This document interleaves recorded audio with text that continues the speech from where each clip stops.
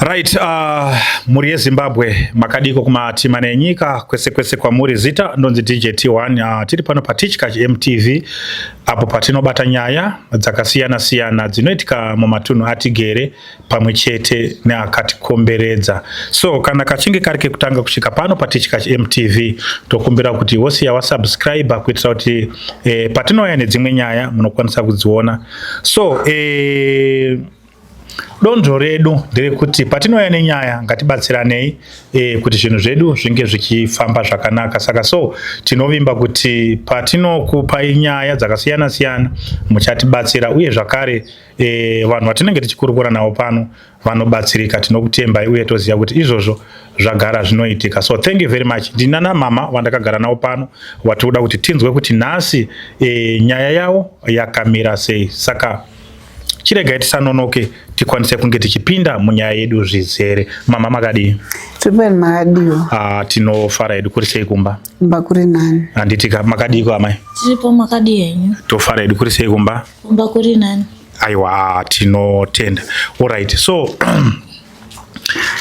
muchidimbo mama mungakwanisewo kunditsanangudzirawo kuti nyaya yedu nyaya yamuinayo nhasi yamuri kuda kuti muri yeZimbabwe iziwe kana kuti yamuri kuda kuti munge muchibatsirika imimi yakamira sei? Nyaya yandinayo nhasi yandoda kuti ndibatsirike ndeyekuti ndaive ndakaroorwa nemurume wangu takagara 20 years ndofunga ndine muchato. Okay. Asi dambudziko ranga richiitika ndanga ndisingazoti murume wayo apedza kutengesa zvinhu. Saka tanga tine musha wedu kudema akautengesa. Okay. Uye tanga tine zvekare. Ndoda kumbokubatai mbichana. Ndoda kuti munyatse kundirondodzera kuti pakubva pamakachata zvakafamba sei, zvakadai zvikaita sei, kuti tinyatse kukwanisa kuwana background yedu kuti tione kuti nyaya yedu tinoigadzirisa sei uye zvakafamba sei. Ndingati pandakaroorwa nemurume wangu tatisina chatatinacho. Okay. Saka taroorana, ndakangoti ndakaroorwa 19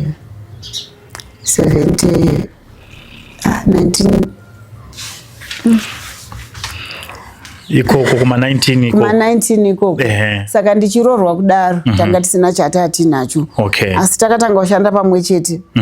Taitine stand yedu mumba rehoseo maishanda sei mese? Taishanda mumba rehoseo. Okay. Saka taita zvekunohodha mapotatoes, macabbages kumapurazi, uye aitoita basa rakawanda rekunohodha kumapurazi ndini ndaitoshanda. Okay. Atina kutora makore matatu tanga tatonemba yedu. Okay. Takatanga kutenga imba kwaIfiridzi. Saka tatenga imba kwaIfiridzi mva tazotenga imba kuno kuchitungisa kuUnity G kuOld G. Okay. Saka tatenga imba kuOld G takazoita zvekare stand yedu yatatinayo padema paSvinurai. Okay. Nemusha wedu wanga wariko kudema.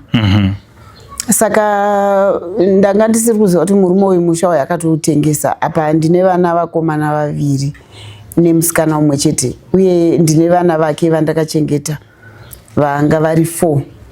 Okay. Tongoti vakomana 3 nemusikana 1. Okay. Zvichireva kuti chisanganisa nevana vangu vana vanosvika 7. Okay. Ndisingaverenge vamuove kunze vatoriko. Saka ini ndakazongonzwa kuti baba vakatengesa pekutanga. Last year ndauya kundadzoka ndogara kuSouth Africa ndokwandoshandira. Okay. Cape Town. Saka ndadzoka inini ndopandakanzwa kuti baba vakatengesa musha. Ivo ndichivabvunza zvinhu zvisina kunyanyondirwadza navangoti pamwe ndozvavafunga kuti vatengese musha. Saka vatengesa musha kudaro handina chandakataura, ndakangonyarara. Ndobva ndanzosvikara kuti vakatengesa stand yepadema, ndakangonyarara. Ndobva vasvikira futi pakutengesa stand yebusiness yemuhoseo Mbare. Okay. Ndobva ndakanga ndatombovafonera ndichivati stand yekuMbare hoseo munhu wamuri kugara naye musafungoti achatora zvinhu zvangu. Stand iyoyo ndeyangu. Ai vakati aiwa maybe stand ndeyako iriko, izvo hakusisina stand yakatengeswa. Saka baba vangu asisina chekutengesa. Saka pandakaenda kuSouth Africa apa ndakafonerwa nemaneighbors. Iyi ndiyo imwe neighbor yangu iyi. Okay. Tongo. Vachiti kumba kwasvika vanhu vachitora mapicture emba. Okay. Saka ini ndobva ndati kutora mapicture emba ivo vari kuti vakanetsana nevanhu vanga vasvika vachitora mapicture emba. Saka sekufunga kwangu ndakangoti pamwe pane zvavaida chandakangokwanisa kufonera atezvara wangu ndichivabvunza kuti baba ndo zvandanzwa kune vanhu vauya vachitora mapicture kumba ekumba vakati murora mati pangaitwei handifungi. Ndobva ndangoti rega ndizvishandire kusvika ndapedza ndadzokerawo kumba. Saka apa ndine 4 days ndadzoka kubva kuJoni. Okay. Ndakasvika chinzi imba yakatotengeswa 20,000. Okay. Alright. Aiwa, ndinotenda mama muri kutsanangura zvakanaka. Saka pane pandoda kuti panyatse kundijekera zvakanaka tione kuti nyaya yedu tinofamba nayo sei tisati taenda kuna neighbor wedu.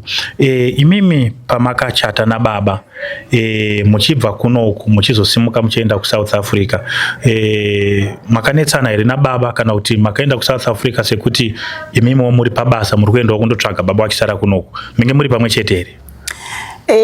Pandakatotanga kuenda kuSouth Africa taiti chiri pamwe chete kuchiri kutoiswa mavhisa. Okay. Ndaingoenda zvezvo ngoti kamwe chete pagore, but ndaingovhisa waigona kupiwa 30 days kana 21 days. Ndodza ndaingonogara nchidzoka. Okay. Nokuti zvazvisina kunyanya because tiri vanhu kuti hatichishanda kunoku, kuti hatine business rataita kunoku.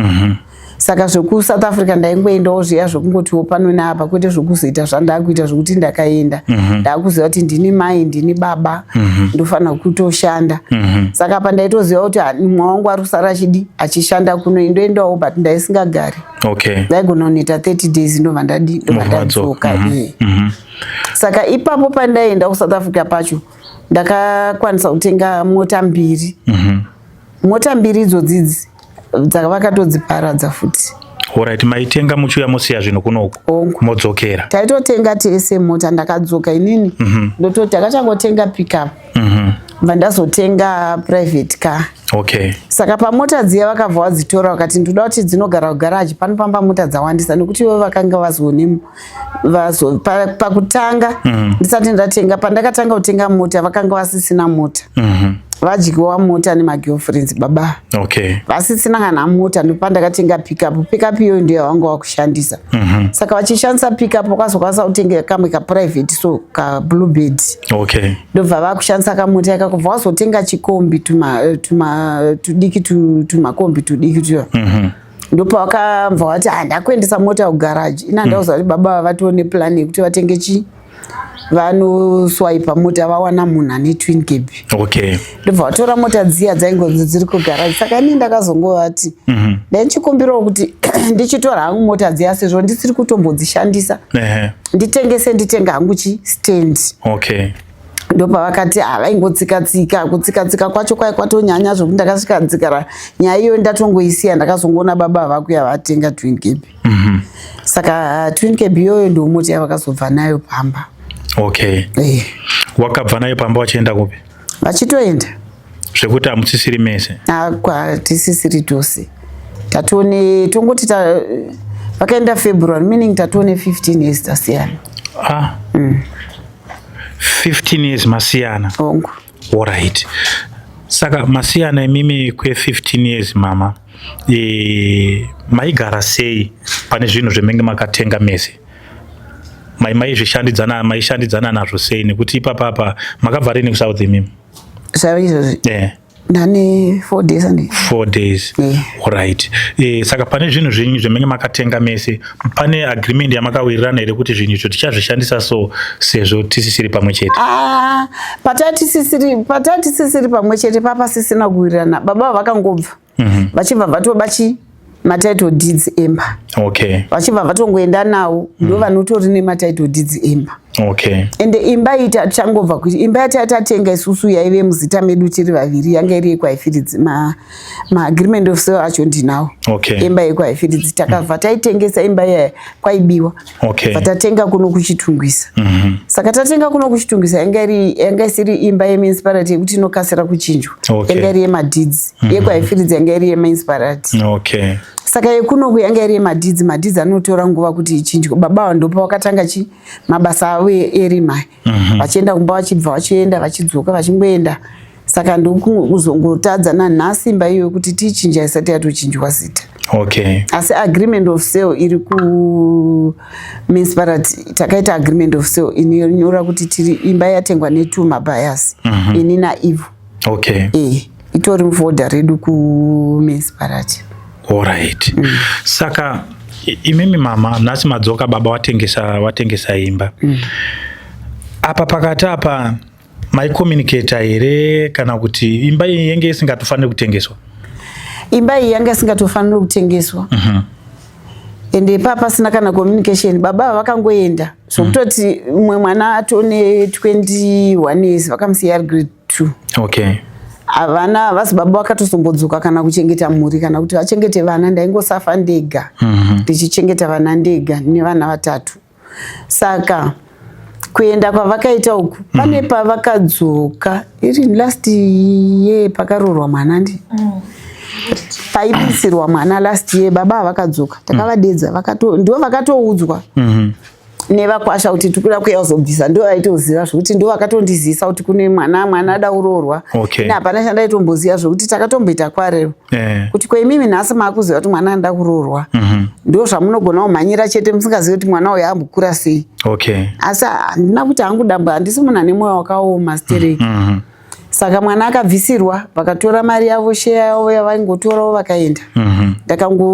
Ndaingoita zvavari kuda kuti tiite ndo zvandaingoteedzera. Okay. Zvokuti kana kuti handina kuziva kuti vachazondifungira mweya wakadaro because handisi munhu ane mwoyo wakaipa navo zvachose. Okay.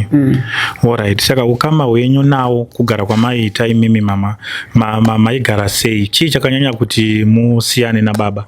Kugara kwataiita nababa vandakagara navo for is 19 years. 19 years idzodzo dzanga dziri 19 years of suffering. Okay. Akatambudzika nababa munhu uya anga asingagutsikane. Vanga vasingagutsikane nevakadzi nenhau dzevakadzi ndo dzadziri dambudziko ravo zvokuti vaigona kuti muchiti makatogara pamba mungoona baba kana kuti titori kubasa taishanda tese umbari hwose tichitengesa tese kusvikira ndazoresigna kuti inini zveumbari handichada because ndaitoona kuti ndiri kutongosafa. Okay. Sometimes ndaichitengesa pamwe sometimes ndaenda unohodha mumapurazuku ndodzoka pamwe ndine ma T35 kana ndine ma30 tani 3 emarori emakebhiji akateedzana. Baba vandaiwana vasitoripo vakatorowa pasi vaenda kana kufirimu nemagirlfriends. Kana kuti vatoenda zvokuti ndaitozotsara ndotovatsvaga ndaingoburutsa ndotengesa. Sometimes ndaitakura mari iri riski mari yakawanda because pataitengesa pacho taitotengesa tichishandisa kuisa mari taitoisa muzvimambarebheki zvazvo. Okay. Ndo mataitoisa mari. Zvokuti mari yandinenge ndinayo yandaifamba nayo mari yaitotyisa asiyo vanenge vatonyangadika vatoenda negirlfriend. Saka upenyu hwangu hwaingovava nekuti urwadza kurova vairova zvimwe zvokuti handikwanisi kutaura taigara tiri papolisa zvokuti nyaya dzedu zhinji dziripo papolisi pamakona pandoziva nyaya dzese. Okay. Dzekungorohwa idzodzi. Saka ndaive ndakangoshinga unoziva kana uchitanga kurorwa tingangoti inini ndakaita landlord when I was 23 years kwaive kudhara kwaityisa kuti zvaingoshamisa kuti mwana mudiki aite imba kudhara kwete iko zvino izvi zvokutoti mwana mudiki anogona kuita imba. Yeah, sure. But mazuva iwayo zvaitorema kuti munhu anzi landlord ane 23 years. Asi nini takatoshanda kusvika tatenga imba yedu zvakanaka asi mugariro wacho wairwadza. Saka chaita kuti ndishinge kuramba ndina baba ava for 18 years vabereki.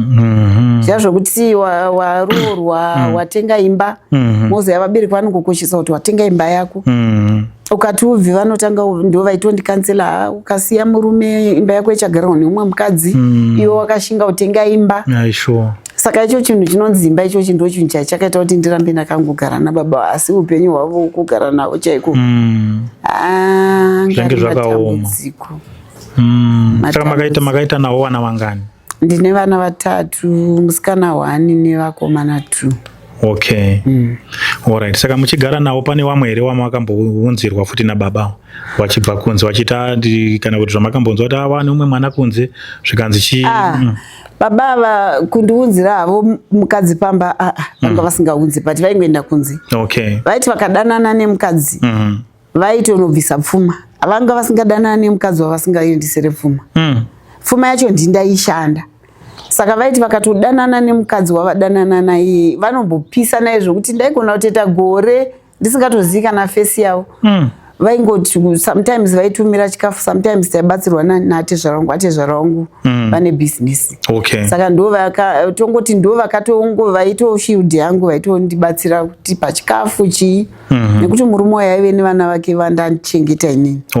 Saka ndosaka atezvara wangu vaizondibatsira pakuti paite vangu vana voti vake vana zvokuti vana vake vacho aitovatiza vachitoenda zvokutoti ivo vana vacho vake chaivo vanotoone ukamanini kudarika hwababa vacho. Ya saka penge pakaoma. Alright. Saka ngatitarisei mama imimi maenda ku South Africa chakazonyatsa kuita kuti muchibva mabuda muno muZimbabwe mogara ku South Africa menge muchinawo here kana kuti menge matosiyana? Tanga tatosiyana. Muri ku South Africa kuti ndizotanga kunyatsogara ku South Africa it was 2013. Zvokuti pavakaenda vachindisiya vakatondisiya ndiri pazero pasina kana kuti pekutangira kana kuti pei. Zvokuti murume wangu tichigara tese aive murume wayo aichengeta muri. Saka apa paanga akuda kubuda ndotoona anga aplana munhu uye anga asisatenge kana grocery kana chimumba zvokuti pavakabuda vakatosiya mumba makatongooma musina kana changa chirimo zvokuti upenyu hwacho hwakatombonetsa. Kurarama kwacho kwakatombonetsa uye nevana vatatu uye vana vese vaidzidza mumaprivate school kwaibhatirwa pamwedzi pega pega. Kwaidiwa Mwari vese vari 3 vaive pamaprivate.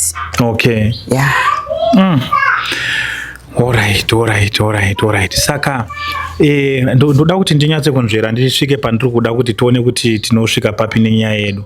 Pamakabva imimi mama muchienda ku South Africa masiyana nababa. Ndanzwa muchiti baba wakabva Pamba. Ndo vakabva. Wachikusiya imimi. Imimi pamakazobva Pamba muchienda ku South Africa makasara muchigara kuimba ipi? Iyoyo imba yedu yatengeswa iyi. Yazotengeswa iyi. Ndopandiri kutogarana nhasi. Alright, makasiyani Pamba ipapo muchienda? Makasiya vana. Ku South Africa handigarisi. Ndinoenda zvokuti ndakaenda ndogonoita 6 months kana 5 months ndodzoka kumba. Handigarise zvokuzopedza gore because ndinechitira kuti kumba kunenge kuine vana. Saka ndogonoita 6 months, sometimes 4 months, sometimes 5 months ndodzoka kumba. Alright, aiwa ndinotenda mama. Saka apa pamakazosvika imimi imba ichinzi yatengeswa menge magara nguva yakareba sei muri ku South? Ndakaenda muna December. December gore rino iri? Gore December watatobva. Gore rapera. Ndopandakaenda ndadzoka July uno. Pamadzoka July uno. Alright. Saka pese apa pakati apa maitokomunicata nevanhu vari kumba zvinhu zvakamira zvakanaka? Muna January ndopandakafonirwa nemaneighbors vachinditi pane munhu auya achitora mapicture Pamba. Ndopandakafonirwa tezvara wangu baba kumba kuri kunzi kune munhu auya achitora mapicture kumba. Ndazosvika pakufonera futi bamunini vakati munoti ingaitwe imba ingatengeswe semadomasi here. Ndangoti plus imba iyi inonetsa inopisa because mune muchato. Ndobva ndatongoti ndega ndishande ndozongoenda kumba pamwe baba vanotadza kutengesa imba sezvo vasina mbobvira vandiudza nezvekuti vanoda kutengesa imba kana chii. Uye pavakauya pairorwa mwana vakatotanga kutaura vega maybe mwana watingaise pazita remba ndeupi nandafunga kuti tichinje imba tise muzita revana. Itori last year ndobva ndatoti munoisa mukomana muhombo uyu ndowamunoisa anditori right. Vavatongoti kana zvakadaro toita sei tichinje. Ivo varikuda kutondinzwawo mukanwa ndauza kuti munhu ane pfungwa dzekuita sei dzekutotengesa imba kuti adye pfuma yese. Zvandakashandira zvese tongoti ndakatongosafirawo mahara pamwe ndikutozongopesera ndakugara panze nevana nditoziva kuti ndichaguma ndapapi handitombosiya. Alright. Saka pamasvika mama ndo pamasvika imba yatengeswa. Ko vana pamene muri ku South maisaita here ukama newana muchikomunicata ngei makazodzwa nemaneighbor imimi kuti imba iri kutengeswa Pamba makasiya paine vana? Pamba panga pane mwana 1. Umwe mwana ari kugara kubasa. Okay. Mwana wana aripo pamba akazonditaurira pafoni. Mama pane vanhu vauya, ndikati enda tofonerwa because neighbor yangu yakabva yatongofona ipapo. Okay. Uya anga asati anditaudza, paakazonditaudza akati vanhu ivavo vatoya achiti hanzi tikutsvaga baba wako panapa. Okay. Hanzi saka inini ndavapindura kuti inini baba wangu handitese handivazivi. Okay. Handisi kuziva kuti baba wamukutsvaga panapa ndivapi nekuti baba wangu inini chaiva handivazivi. Ndokupindura kwakaita mwana iyi. Alright. Saka imimi machidzoka mapamba makanyatsogutsikana zvechokwadi kuti imba yakatengeswa, makagutsikana sei kuti imba yakatengeswa? Kuti kugutsikana kwandakaita kuti imba yakatengeswa ndakabva ndafonerwa nemwana womurume mwana wandakachengeta uya. Akatotanga atombondifonera ndiri kuSouth Africa mwana uyu. Anenge aida kutondiudza. Asi anoti ndakatadza kuti ndikudzei muchiri kubasa mama because maizostressa muri kuri. Okay. Saka pandakangosvika paakangonzwa kuti ndakunokabva afona achitoti mama ndakaenda chii kuMbare. Ndaenda kuMbare kuna baba. Ndakatovataurira kuti zvoni inini ndakuita zvekurima. Ndiri kudawo ndichida kunzwa kuti stendi zveshuwa yakatengeswa here. Ndiri kuda kuita zvekurima saka ndoda kupota ndichiita zvinhu zvangu pastendi mumusika. Asi baba wakatsika saka zvikunzi baba pawakabuda mukadzi wavo ndiye akasara akudza mwana uyu. Okay. Kuti musazondipomera zvinhu zvakawanda, ndiri kutosafiswawo pano sekusafiswa kwaitwa maipi vacho ndini. Okay. Sekusafiswa kwaita maipi ndo masafira ndiri kuita. Baba vako vakatengesa imba, vatengesa imba, mari yakanochengeteswa girlfriend.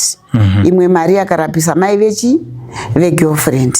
Ini mari yacho handakakuiona kana senti.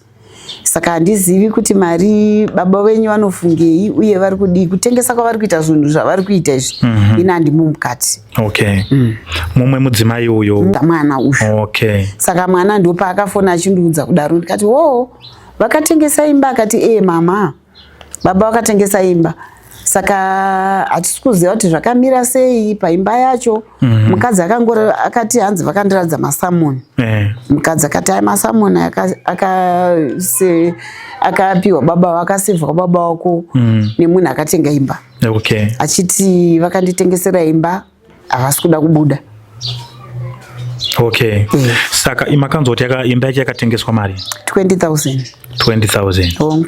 Alright. Madzoka imimi makawafonerawo here muchiwabvunza nyaya yeimba baba kuti ko? Handina. Ndakazama kufona ndofunga maonero andiri kuita inini havasi kutodera namba yavasingazivi. Okay. Nekuti namba yandaifonesa inini ifoni yemwana line rangu ndakarasa, ndoda kutotora line rangu inini.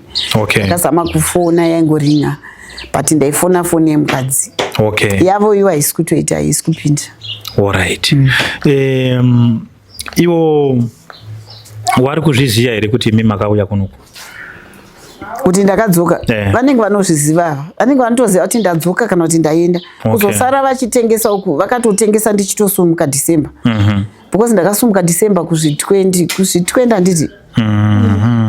Saka ivo vanotoziva kuti handisisiko kumba uku, vanenge vachitoziva. I don't know kuti vanoziva sei kuti ndiriko kana kuti handiko, handitomboziva. Okay. Kutounzwa kwavakaita vanhu vachitenda ikumba.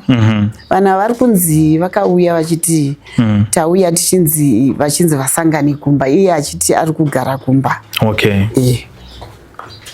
Kuti maneighbors ndo vaizonzwa conversation. Okay. Vachiti vakatombotuka avamai ava. Iyo baba vaida kutenga imba kuti mimi muri kudei pana.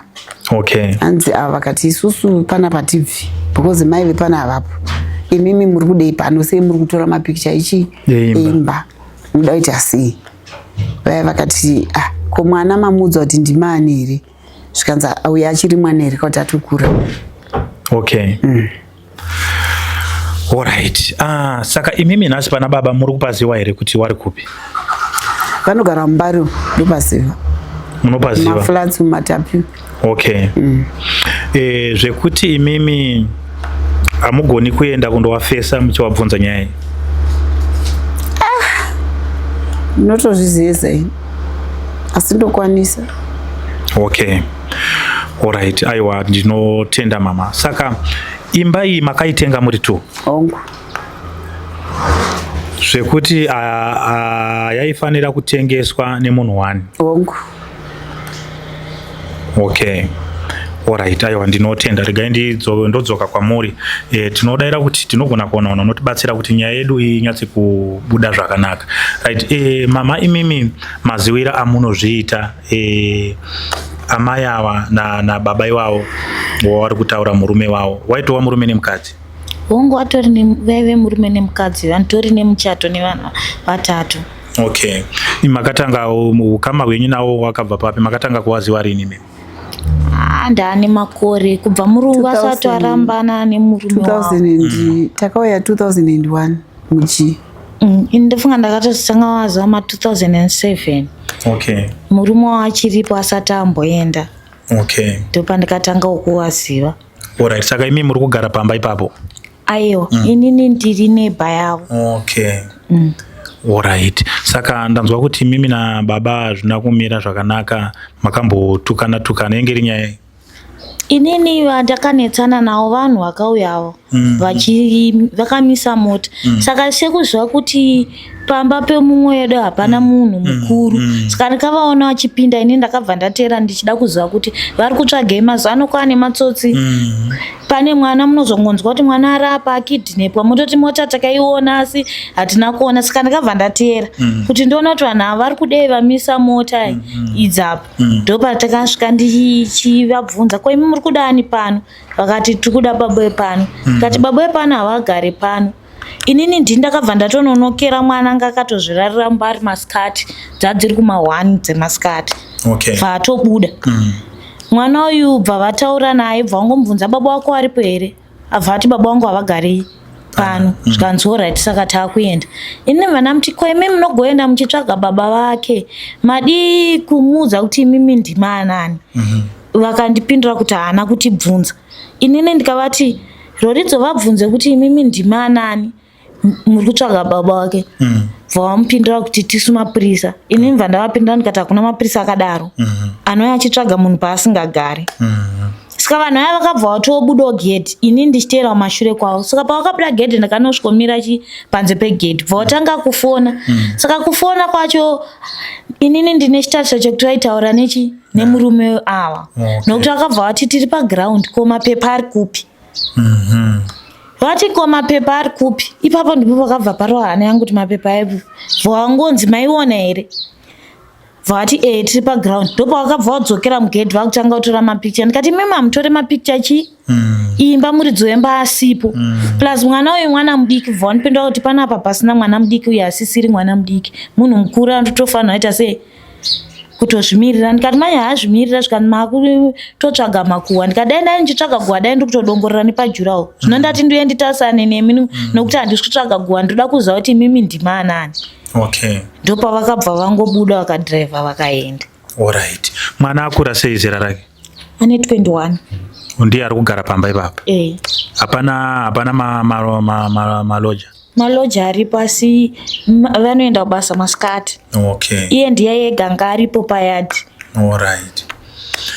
Alright, aiwa tinotenda nekutsanangura kwakanaka, aiwa zviri kubatika. Okay. Saka nhasi mama, imimi muri kugara kupi? Kumba ikoko kuchi. Pamba ipapo yakatengeswa iyoyo? Dongo. Ndo pandinogara.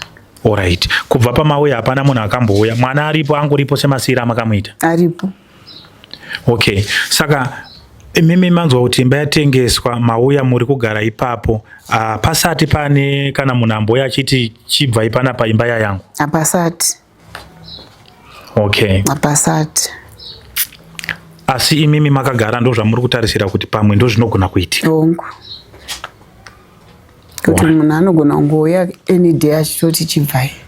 Okay. Kuti vari kuronga zvipi kana kuti zvii zviri kuida kuitwa handisitomboziva. Okay. Alright. Aiwa tinotenda. Saka tine vamwe vanhu vari kuona nyaya yedu vanogona kutibatsira nemazano kuti danho ratingakwanise kunge tichitora kana zvinhu zvichinge zvamira saizvozvo zvinogona kubuda sei. But dai kuri kunzi baba vataigonawo kutaura nawo, taimbonzwawo side rawo, tombonzwa kuti ishuwa here kuti imba yakatengeswa pamwe anenge angoriwo makuhwa evanhu? Imba yakatengeswa. Imba yakatotengeswa.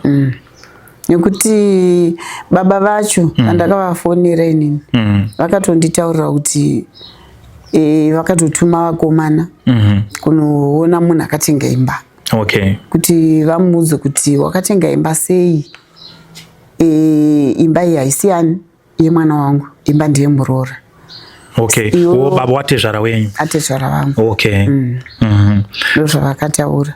Alright. Saka hanzi watezvara vachikutsanangurira wakati wakazobuwirirana kuti chii nemunhu akatenga imba? Ivo havasiro vakaenda, vari kuti vakatuma vakomana kunotaura nemunhu uyu. Okay. Kuti ivo vakatomuudza kuti iwewo nemari yakawanda yekuswera uchipa vanhu. Imba yawatenga haisi imba yemunhu wawakapa mari. Okay. Enda unodzoserwa chii? Mari yako. Okay. Alright. Aiwa, ndinotenda mama. Tinodaira kuti munyika muno mune vanhu. Ngatichimbotarisei isisu. Makamboendawo here kune vemutemo sezvo menge muine muchato. Makamboendawo here kune vemutemo muchivaudza nyaya iyi? Zvino handisati semunhu achangosvika. Okay. Apa kutopererwa chaiko ndokwakatonyanya. Kutoti pfungwa dzacho dzakaita kuzara chaiko. Okay. Kuti kana hope chaidza dziuye. Alright. Saka imeme zvamunoita manje mama, tinodaira kuti tinobatsirika panapa kana tatoisa nyaya yedu tatoisa pajekerere. Pane munhu wese ane pfungwa dzake anokwanisa kutipa. Saka patinopiwa pfungwa paipa imimi munotorawo zvimwe zvinoshandisika nazvo, zvimwe zvacho munogona kusefa muchionawo kuti zvinhu zvakadini zvakamira sei. Saka so zvatoda kuti muite imimi, handizivi kuti baba vanogona kuwanika sei. Dai waiwanikawo taigona kumbonzwa kusaidi ravo, tombonzwa kuti ko baba makazotengesa imba sei amai wasipo musina kuwirirana. So imimi ndoda kuti panyaya iyi musanyanye kubva manyanya kupererwa zvakanyanya. Chimboendai futi kune vemutemo. Mapepa emuchato munawo kaimo? Kana kuti ana baba? Ndinawo. Munawo. Imba iyoyo makatoitenga mese? Takatenga tese. But muri kuti mapepa ndo anawo? Yatakazotenga pechitu ine matitle deeds. Okay. Saka chatakangoita kuendesa chii? Agreement of sale kuMunicipal kufolder remba ishi. Saka ndocho chatakangwanisa kuita because process inonzi matitle deeds anotora long process kuti achinjwe. Okay. Ngoita seimba yekuMunicipality kuti munongoenda muchinochinja chiroso vari mwechete matenga imba. Okay. Saka imba iri muzita renyu nerababa? Narangu nerababa. Iyo iri kunzi yatengeswa yacho? Haisati yatochinjwa zita remunhu watakatotengera imba. Haisati zita remunhu wamakatotengera imba. Chatakangoita ndichokuti imba iyi tongoti takatoitenga katatu. Nekuti pekutanga takatenga imba. Imba iyi tongoti dziri 2 lines. Dziri dzemunhu 1. Okay. Saka patakatenga imba paive nevana vatatu. Vana vatatu ndivo vaive varidzi vedzimba idzi. Okay. Saka isusu takatenga kune mwana 1. Umwe mwana anga ari kujeri. Umwe mwana wacho achibuda kujeri akabva ati hamuna kutenga imba yowe. Ndopatakazoziva kuti imba idzi dziri under estate. Patazoenda kuestate kuside trust. Okay. Kuside trust kuya kwatakazoenda nemwana uya akati ndikudawo sheya yangu. Tava tatenga futi imba kumwana uya. Vamamupa futi mari. Vatamupa mari. Kuzoti tichiwana matitle deeds pakabva pabuda futi umwe mwana musikana. Uya mwana musikana ari kuda futi share yake.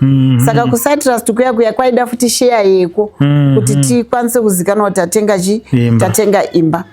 Ndofunga mulaini medu padzimba idzodzo pane munhu akatenga mukadzi akatenga imba pane mwana. Atenga pamune umwe mwana. Mukadzi uyu akabva afa asati achinja zita. Okay. Zvokuti vamwe vana vakatozosara vachitotengesa imba iyoyo yamai vavo. Mai vavo vafa, vana vamai vavo vakatozokandwa kubani. Kurodhi vatorara panze. Zvototi handitozivi kuti varipi zvinezvi. Saka tabva kuside trust kuya ndopatakasobhadhara final yekupedzisa kutenga imba zvokuti takatenga imba 1 ka3. Saka takatongoona kuti tidzoserwe mari. Haidzoki. Value yedzimba dzacho yanga ichingenda ichikwira, mari yanga isingachatenge futi imba. Atangocheka tingofa pa1 patongobhadhara zviri kudiwa. Saka takatobhadhara zvese tikapedza ndokusvitswa kwatakaita matitle deeds. Okay. Saka madeeds aya tachigara nawo baba vaya ndo vatora madeeds nenyaya yechifambi chavo chavaingoita. Vakateta havana kutora chibvumirano kuti October. Vakateta madeeds ekutoita se ekutoba vachienda nawo ndikuzobvunza handisi kuona matitle deeds dzemba ino aripi ndopa vakati aiwa ari kugara kuloya kwa Jakachira. Okay. Ndokwandakaisa because Jakachira ndiye anga ari loya redu isusu naGadzi kwavari vairi vaishanda vese. Okay. Saka ndobva wati ndokunechi ndaita kuti agara ari safe ndati agare kuloya. But sekufunga kwangu handifunga kuti madhidzi anga achigara kuloya. Madhidzi vanga vainawo. Alright. Kuti pane rimwe gore ravakambotraya vakanobhosha murungu vachishandisa madhidzi iwayo. Okay. Vasisatogara neni. Saka vanobhosha murungu uyayo handiti ndataura kuti nestand umbare hose. Vanoita zvemapotatoes nechichi murungu yanga ine purazi rake remapotatoes. Baba vakaenda vakanotaura nemurungu vakati ndine imba yangu iyi ndipo mapotatoes nehesi. Okay. Kana wanipa mapotatoes nehesi ine ndikatengesa ndobva ndakupa mari yako. Zvinoitika mbari vanopiwa zvinhu kana kuti nehesi pasina kubhadhara. Nezero deposit. Yeah. Okay. Ozobhadhara. Saka vakapiwa mari ndofunga 1 week achideliver ma30 tani murungu emapotatoes. Baba vana kubhadhara mari iyo vachingoswanda vari kwavari ikoko. Asi tiri pamba totozoona murungu asvika pai pamba. Ndikutsvagawo Robert nyama yaro panapa atotovatsanumutsanangurira Robert nyama yaro achagara pano zvakadai akatobva pano hameno kwaari kutogara nomumwe mukadzi zvose murungu akatorwadziwa nenyaya iyi haana kutozomboendera mberi nekuda kutora imba because akarwadziwa nevana because vana vanga vachiri vadiki ndokubva angosiya achibva angodi asi ndakazonzwa kuti murungu yakazovafambira futi ndobva azosunga ivo vakatoenda kujeri nenyaya iyoyi. Okay. Yemapotatoes iyo. Yemapotatoes emurungu iye vakatonoisevhera kujiro. Okay. Yeah. Alright. Ndanzwa muchitaura nyaya yeloya. Loya racho richiriko here ramakatengera pamakatenga imba? Patakatenga imba Jakachira naGadzi kwavasura takashandisa. Okay. Isusu patakatenga imba takashandisa loya repamagona. Okay. Nziyo Chinyama. Alright. Ndova takashandisa. Alright. Saka Mr. Chinyama munogona kuvatsvaga here mukawaona? Tatomboziva kuti vari kupi kana kwavakuitira because kwakudhara 2021 kakare kwakudhara. Alright mama, aiwa ndinotenda zvikuru. Panyaya dzakadai so inini ndinofungidzira kuti munokwanisa futi tichanzwa kuti mhuri yeZimbabwe inogona kutibatsira sei. Zvichida kunze uko kune mamwe maloya ariko anogona kutibatsirawo panyaya yenyu kuti nyaya idini ifambe zvakanaka. Kana vachinge variko vanotibata zvinondanzwa kuti mimi muchita muna line namba dzavanoshandisa makitosiyana. Namba dzangu ndinoswera ndatonadzo mangwana kana nhasi aminotsingwe. Nasi ndono mangwana makuseni. Alright, saka motipa namba idzodzo todzisa pa screen panapa. Vanhu vanenge vachida kukubata vanoda kukubatsirai panyaya iyi vanokwanisa kutora namba ipapo wokufonerai direct imimi monzwa kuti nyaya iyi inofambiswa sei. Asi ndaifungidzira kuti kana zvichinge zvadai munokwanisa kuenda futi kune vanhu vemutemo. Sekupolisi here kuti kupi? Ya, munogona kuenda kupolisi vanogona kukubatsirai kana kuti munogona kutsvaga lawyer. Alright. Mutsvaga lawyer muritsanangudzira mamiriro akaita nyaya iyi. Dai zvinge zvaibvira kuti nyaya yacho ifambe zvakanaka vanhu vacho vakatenga imba ndi munokwanisa futi kuvatsvaga mukawawana. Ya, ndikabvunza bamini because vana vanonzi ndeve mumusika medu mbari imomo mataingoshandira imomo. Atonzi murume uyu ndewe mupi? Ndewe mumbari imomo. Okay. Aiwa, munobatsirika mama. Munobatsirika saka zvazvinongoda ndezvekuti munongoshingawo semunhu wemukadzi hazvina mhosva.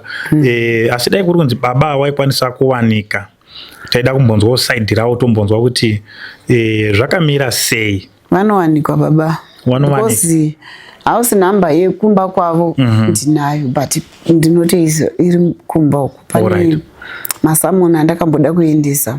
It was after lockdown 2022. Okay. Pandakamboda kufaila madivorce papers. Ndobva ndatoti mapepa ndakatofaila kare kwaikuti. Okay. Saka chainetsa ndechekuti baba avaitonzvinga kuwanda chaiko. Waisabatika. Ndakabhadhara mari, ndabhadhara zvesherifa achingova chiti.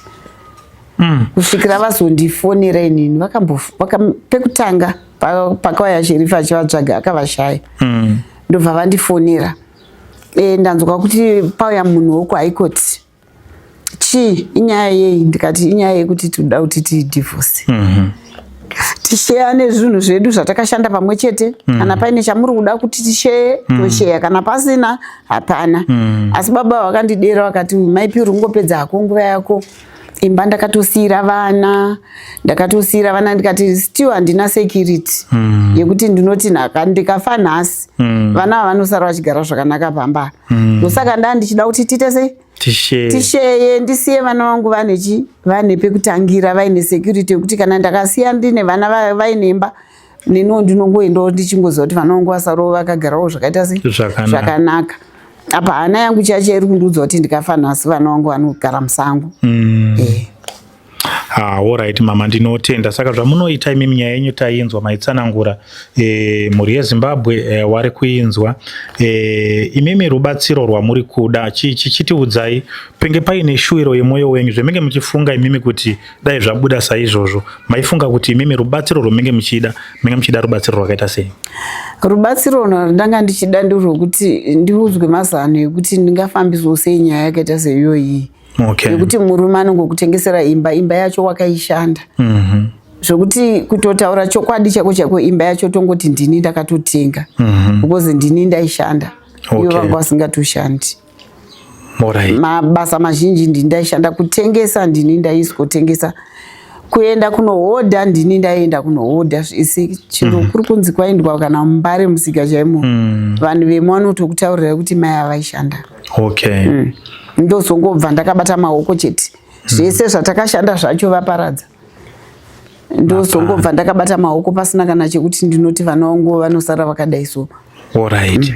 Saka nhasi waridzi wari kunzi wakatenga imba wakauya wachiti bvai munoenda kupi? Panenge pasitorina kokuenda. Handitozivi kuti ndinoendepi. Handitozivi. Kuti ndinoendepi nokuti zvinhu zvokuti ndatojumwa chaiko zvandasingatofungire kuti zvingaitike saizvozvo. Alright, aiwa tinotenda mama, tinovimba kuti munobatsirika. So zvatichaita ticharamba tichingofonerana tichinzwawo kuti zviri kufamba sei. Kana isusu pane wanenge watibatawo wanokwanisa kukubatsirai, tinokuudzai. Asi munozombotipawo adresi yepamba pababa. Kana zvichibvira tinogona kuzombonzwawo kusaidi kwawo kuti zvakamira sei. Kana zvichigona tinogona futi kuzombokusanganisai makagara apa iwo akagara apa, tichizeya nyaya yacho tiri pamwe chete toona kuti tinobatsirika sei. Alright, ndinotenda. Saka mhuri yeZimbabwe, thank you very much. Tinokutendai. Ndo nyaya yetenge tinayo zuva ranhasi. Ndofunga manzwa mama vachitsanangura matsananguriro avo kusaidi kwavo. Saka mama vari kutaura kuti vanoda kubatsirika. Sekuona kwenyu, sekuteerera kwamaita nyaya, vanobatsirika sei? Vanoenda kumaloya here? Voenda kupolisi here? Vozvifambisa sei kuti nyaya iyi inge ichijeka, vakwanise kunge vachionana nababa vakagara apa, amai vari apa, vachijekeserana kutengeswa kwakaita imba, sekuti amai vari kuti imba yenge iri yevanhu vairi, saka yaifanira kutengeswa nemunhu wani. Kana amai vaisakwanisawo kuitengesa baba vasipo, baba vaisakwanisawo kutengesa imba amai vasipo, asi ndo mabudira aita nyaya yacho. Saka so vanoda kuvabata, nhamba ndo dziri paskirini idzodzo, movabata, movabatsirawo. Kana vanenge vakwanisa kutibata, tibatei, tovabatsirawo mama, toona kuti nyaya yacho inozopera sei. So thank you very much. Tinokutendai. Ticharamba tichiiteera. Kana pachinge paine zvimwe zvinhu zvaitika senyaya yataunza pano pajekerere, tichadzoka futi nayo kusvika nyaya yacho yadini yabuda zvakanaka. Tinokutendai. So thank you very much. Ngatisanganei mu comment section. Mazvita.